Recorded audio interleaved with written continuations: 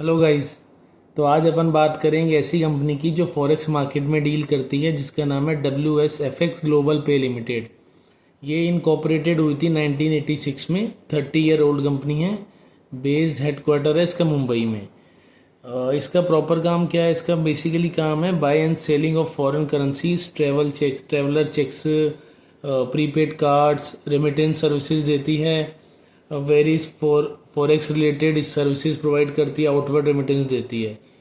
और ये actually basically RBI से प्रॉपर लाइसेंस कंपनी है।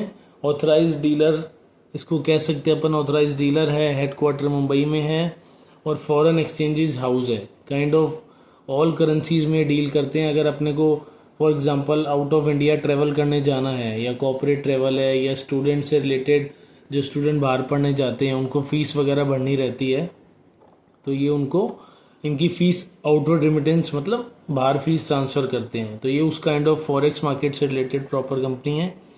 और जो ये अपना प्रॉपर काम करते हैं, इन्होंने अपना पूरा डिजिटल प्लेटफॉर्म बनाया हुआ है, उसके थ्रू करते हैं। साथ में इन्होंने अपनी 19 ब्रांचेस अक्रॉस इंडिया ओपन करी हैं।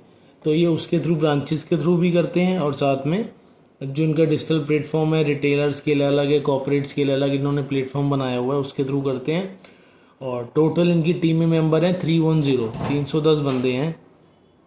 और अब अपन बात करें इनकी सर्विसेज की कि क्या क्या सर्विस प्रोवाइड करते हैं, तो एक तो ये प्रोवाइड करते हैं फॉरेक्स प्रीपेड कार्ड्स। जो अपन अगर आउट ऑफ इंडिया जाते हैं तो इसमें ऑलरेडी अपन INR में अपना फंड डाल लेते हैं इनके फॉरेक्स प्रीपेड कार्ड में। तो उसके बाद अपन सीधा वहाँ से बाहर सीधा जब पे करेंगे कार्ड के थ्रू, तो उसमें अपना क्या होता है, एक तो अपना जो करेंसी कन्वर्जन चार्जेस होता है वो बचता है, तो डायरेक्टली वो हो जाता है। और ये आउटवर्ड रेमिटेंस प्रोवाइड करते हैं। आपको मैंने बताया ये जो स्टूडेंट्स वाला रहता है उसमें सीधा ये बाहर उनका फीस कर देते हैं।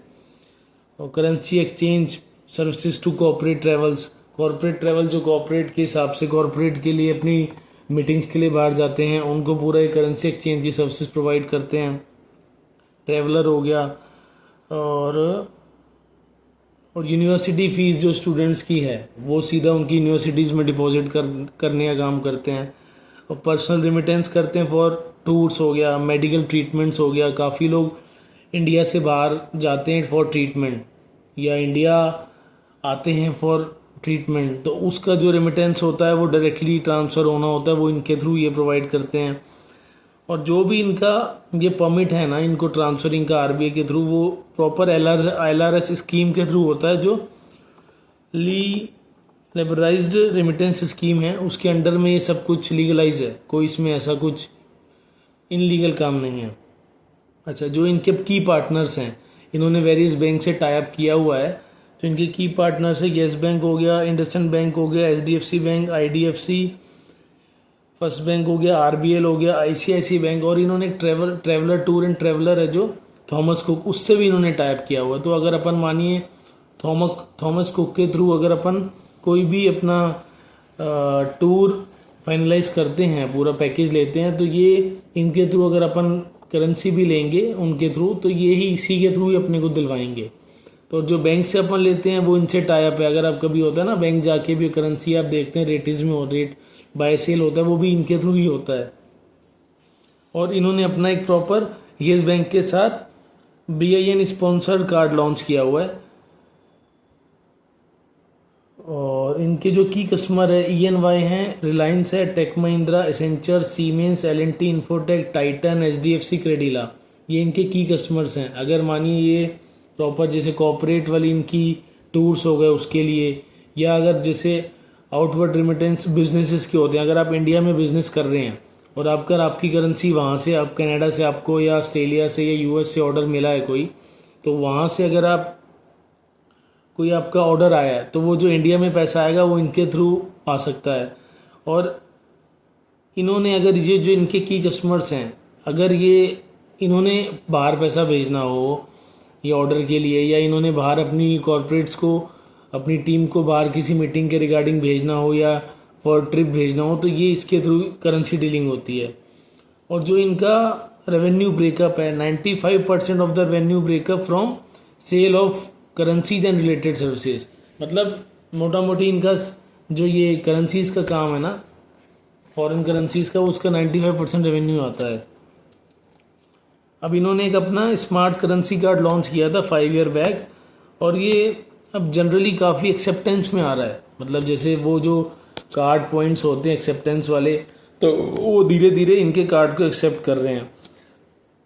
इनके पास 14 फॉरेन करेंसी वॉलेट्स और 1 INR वॉलेट है। इनकी ऐप के थ्रू अपन एक्सेस कर सकते हैं।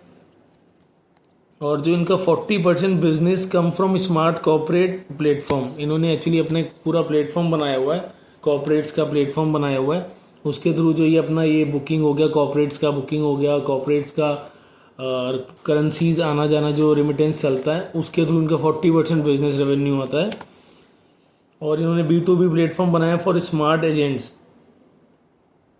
Which also had got the fast integration which we call WSFX Global Pay, which enable them to offer our solution digitally। सारा इनका जो है ना ये प्लेटफॉर्म बनाया है, इसको WSFX ग्लोबल पे के नाम से कहते हैं कि इनको सारा का सारा जो इनका सारा सोल्यूशन, ये जो भी एजेंट्स को प्रोवाइड करना होता है डिजिटल ही प्रोवाइड करते हैं ये लोग। और रही बात अगर अपन इनकी Q1 की कंपेयर करें ईयर और ईयर Q1 कंपेयर करें, अभी जस्ट इनका रिजल्ट आया था, तो ये लोग कहते हैं कि हमारा जो Q1 23 में था, 23-24 में वो 12 करोड़ का टर्नओवर था, 12.13 करोड़, और जो इस साल Q1 में हो गया 18.74 करोड़, पौने 19 करोड़ रुपए, जो 55% का ग्रोथ है। और अगर अपन प्रॉफिट बिफोर टैक्स की बात करें तो इनका लास्ट ईयर था 11 लाख का, जो अब हो गया 1.03 करोड़ का, 800 मोर देन 800% ग्रोथ का। सेम में पैट देखें तो 11 लाख था, जो अब हो गया 1.03 करोड़, इसमें भी 800 प्लस का रेवेन्यू जनरेशन है, ग्रोथ है सॉरी। तो अब ये देखिए रेवेन्यू में 50% का ग्रोथ ईयर ऑन ईयर, और पैट और इसमें 800% का। मतलब क्योंकि अब धीरे धीरे ये लोग कह रहे हैं ना हमारा एक्सेप्टेंस बढ़ रहा है, इनके जो पॉइंट्स हैं इस पे, तो ऑब्वियसली रेवेन्यू में जंप आएगा, पैट में जंप आएगा। और अगर अपन बात करें तो इन्होंने अपना जो इनका WSFX ग्लोबल पे ऐप है और वेब पोर्टल्स हैं, उससे ये मतलब रिटेलर्स के लिए इन्होंने पूरा प्रॉपर बनाया है। जो उसमें ये कह रहे हैं भी कस्टमर हमें ऑर्डर वहीं से ही, उन्होंने पूरा ऐसा प्लेटफॉर्म बनाया कि वहीं से ही ऑर्डर दे देगा, करेंसी एक्सचेंज करना हो, रेमिटेंस करना हो, फॉरेक्स करना हो, तो no need to talk with customer care. अगर if any issues occur then you have to call the customer, otherwise इतना ईजी है कि आप अपना लॉगिन साइन अप करो और करेंसी के रेट एक्सचेंजेस देख लो, सीधा कन्वर्ट करना है कन्वर्ट कर लो, कार्ड ऑर्डर करना है, जो करेंसी कार्ड है वो ऑर्डर कर लो, प्रीपेड कार्ड हो गया जो भी। ये लोग ये बोल रहे थे अपनी कॉल में कि 33,000 प्लस इनके ऐप यूजर्स हैं, एक्टिव ऐप यूजर हैं, जो यूज करते हैं फॉरेन एक्सचेंजेस और स्मार्ट करेंसी कार्ड।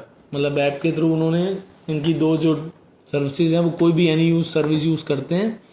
सेकंड, इन्होंने वीजा से जस्ट अभी थोड़े दिन पहले एग्रीमेंट करा है to launch own forex prepaid card. अब इसका बेनिफिट ये होगा कि जहां जहां पर भी वीजा के कार्ड चलते हैं पॉइंट्स पे, वहां पर अब इनके कार्ड भी चलेंगे। इन्होंने इससे वीजा से एग्रीमेंट करा है कि अपना भी खुद का फॉरेक्स प्रीपेड कार्ड लॉन्च करेंगे। अच्छा, इन्होंने कॉल में ये जरूर बताया था कि जो कनाडा से भी थोड़े दिन पहले इशू आया था, इंडिया और कनाडा का पॉलिटिकल इश्यूज, जो डिप्लोमेटिक इश्यूज थे, उस वजह से इनको थोड़ा सा चैलेंजेस फेस करने पड़ रहे हैं, क्योंकि कनाडा से स्टूडेंट्स का जो इशू, भैया पॉलिटिकल इशू आया तो फिर वो स्टूडेंट्स के आने जाने में भी दिक्कत रहता है। कुछ पेरेंट्स भी कहते हैं भाई नहीं हम नहीं भेज रहे, वहाँ पर इशू चल रहे हैं, या उतना अपन कह सकते हैं कि इतना अपने को मतलब वहाँ पर जो इनके भारतीय दूतावास होते हैं तो वहाँ पर उतनी एक्टिवली सपोर्ट नहीं मिले, ना मिले तो थोड़ा सा पेरेंट्स डरते हैं, तो उस वजह से इनको चैलेंजेस फेस करने पड़ रहे हैं। ओवरऑल ये बोलते हैं कि जो Q2 बिजनेस है हमारा, Q1 हमेशा वीक क्वार्टर ही रहता है, Q2 हमारा बहुत अच्छा रहता है, क्योंकि उस टाइम पे ना बाहर की यूनिवर्सिटीज़ के वो शुरू होते हैं, कॉलेजेस के एडमिशन्स वगैरह। तो उस टाइम ये कह रहे हैं कि हमारा जो Q2 का जो स्पाइक हमेशा ऑलमोस्ट स्पाइक रहता है ड्यू टू स्टूडेंट सेगमेंट में बहुत स्पाइक रहता है Q2 का, क्योंकि बहुत ज़्यादा फीसेस बाहर जाती हैं। और ये बहुत ज़्यादा ओवरऑल स्टूडेंट सेगमेंट के लिए बहुत ज़्यादा प्रीटी पॉजिटिव हैं कि हमारा ये बहुत अच्छा काम आगे होने वाला है और हमेशा ही चलता रहेगा। कॉर्पोरेट वाला जो है वो कह रहे हैं हमारा कांस्टेंट है, जैसा चलता है वैसा ही चलेगा, स्टूडेंट स्लोली ग्रोथ करेगा, लेकिन जो इनका स्टूडेंट सेगमेंट है वो हाईली हाईली हाईली बहुत ज़्यादा पॉजिटिव है। अच्छा, और जो ये कह रहे हैं कि जो ट्रैवलिंग और इनका लेजर सेगमेंट है ना, ट्रैवलिंग वाला, अपन सोलो ट्रैवलिंग हो गई, तो ये इनका प्रीटी पॉजिटिव, हाईली पॉजिटिव है। क्यों? क्योंकि ये अब कोविड के बाद से, कोविड में बिल्कुल ही जीरो हो गए थे, क्योंकि बिल्कुल 1-1.5 साल 2 साल तो बिल्कुल ही लॉकडाउन था। अब ये कह रहे हैं कि बम्पर ग्रोथ आई हुई है इनमें, लेजर में, और ये जो ट्रैवलिंग में बेसिकली फैमिली ट्रैवलिंग हो गई और घूमना फिरना हो गया। अच्छा, और इन्होंने एक चीज़ बताई है कि ये ना इनकी पहले गोवा में ना 2 ब्रांचेस थी, पंजिम और मारगोवा। तो इन्होंने पंजिम वाली बंद कर दी थी कोविड के टाइम पे, तो ये दोबारा से इसको रीओपन कर रहे हैं। सेकेंड, इनकी हैदराबाद में एक ब्रांच थी जो हाईली अच्छी चलती थी, अब ये एक और ब्रांच ओपन कर रहे हैं विजयवाड़ा में। तो विजयवाड़ा में ओपन ब्रांच करें जो इनको एक्सपेक्टेड है कि हाईली ग्रोथेबल होगी। क्यों? क्योंकि आंध्रा से ना बहुत सारे लोग काफ़ी जाते हैं आउट ऑफ इंडिया पढ़ने वगैरह के लिए, तो इनको वहाँ से बहुत उम्मीद है कि ये बहुत ज़्यादा हाईली प्रॉफिटेबल होगी हमारी। और सेकंड, ये इनका ये जो आरबीआई से आपको बताया था ना, ये आरबीआई से फुल लाइसेंस ऑथराइज डीलर हैं, तो ये एडी सेकंड कैटेगरी में आते हैं। एडी सेकंड कैटेगरी में क्या होता है कि ना, ये अपने अंदर छोटी छोटी जो भी कंपनीज होगी ना, अब आरबीआई ने क्या कुछ नया रूल्स ला रहे हैं जो छोटी छोटी कंपनीज को ना ये बंद करेंगे आगे। इनको परमानेंट क्या लाइसेंस मिला हुआ है, तो ये अब उसको रिन्यू नहीं कराना पड़ेगा बार बार। पहले क्या कुछ टाइम पीरियड में इनको रिन्यू कराना पड़ता था, वो परमानेंट हो गया अब लाइफ लॉन्ग। और अब क्या आरबीआई भी कहता है भी छोटी कंपनीज को हम लाइसेंस रिन्यू नहीं करेंगे, तो उन सबको ये अपने अंडर, उनके सर्विस नेटवर्क को अपने अंडर ले लेंगे, तो इनको उससे भी उम्मीद है कि हमारा कुछ बिजनेस रेवेन्यू ग्रोथ होगा। सेकेंड, अब इनको ट्रेड रिमिटेंस का भी अब आरबीआई ने कुछ निकाला है कि इनकी कुछ वैल्यू बढ़ाई है, ट्रेड रिमिटेंस 15 लाख से 18 लाख ऐसा कुछ करा है, तो उस पर भी अब और सर्कुलेशन आएगा, जो भी क्लैरिटी आएगी उसी हिसाब से ये उस मार्केट में भी जाएंगे तो बहुत ग्रोथ करेंगे। तो ओवरऑल जिस हिसाब से इनका ग्रोथ आ रहा है नंबर, और अब देखिए बात ये है कि अगर जितना टूर एंड ट्रैवल करेंगे, जितना आउटवर्ड रेमिटेंस होगा, उतना ये कंपनी ग्रो करेगी। अगर आज मानिए गोइंग फॉरवर्ड कल को कोई युद्ध होता है, जैसे मानिए अभी युद्ध चल रहा है, अब युद्ध हो गया तो उस कंट्री में जाना बंद हो गया, तो उससे अगर जितना भी इनका रेवेन्यू आता हो उतना परसेंट वो डाउन हो जाएगा। तो इनको रो नए नए मार्केट एक्सप्लोर करने पड़ेंगे। डे बाय डे चैलेंजेस भी बढ़ रहे हैं, लोगों का क्रेज तो बढ़ ही रहा है आउट ऑफ इंडिया जाने का, लेकिन जिस हिसाब से ग्लोबल पॉलिटिकल इश्यूज चलते हैं, टर्मोइल चलते हैं कि यार आज ये युद्ध हो गया, जो हो गया, तो उस वजह से उस जाने वाले, जो उस कंट्री में जाने वाले टूरिस्ट होते हैं वो रुक जाते हैं, तो थोड़ा सा ये चलता है। तो ये बिजनेस अप एंड डाउन तो चलता रहेगा।